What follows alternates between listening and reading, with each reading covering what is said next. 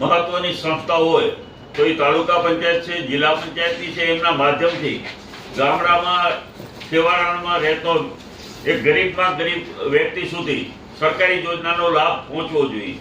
પરંતુ આપણે જોઈ રહ્યા છીએ કે કચ્છમાં તાલુકા પંચાયતમાં, જિલ્લા પંચાયતમાં અને નગરપાલિકાઓમાં ભાજપનું શાસન હતું.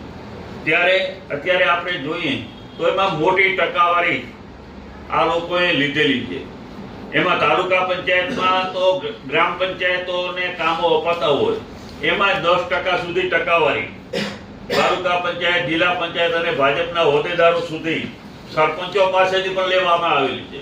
પંચાયતના ચૂંટાયેલા પ્રતિનિધિઓ કામ કરતા હોય તો એમની પાસેથી પણ ટકાવારી લે તો જ એમના બિલો પાસ થતા હોય.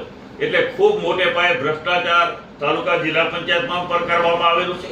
એવી જ રીતે નગરપાલિકાઓમાં તો આપણે જોઈ રહ્યા છીએ કે કચ્છની તમામ નગરપાલિકાઓ એક નરકપાલિકા જેવી એમની હાલત અત્યારે દરેક નગરપાલિકાઓને બનાવી દીધી છે ભારતીય જનતા પાર્ટીના સત્તાધીશોએ, જેમાં 40% સુધી એમને ટકાવારીનું પ્રમાણ નગરપાલિકાઓ, શહેરી વિસ્તારમાં આ ભાજપના લોકોએ મેળવ્યું છે.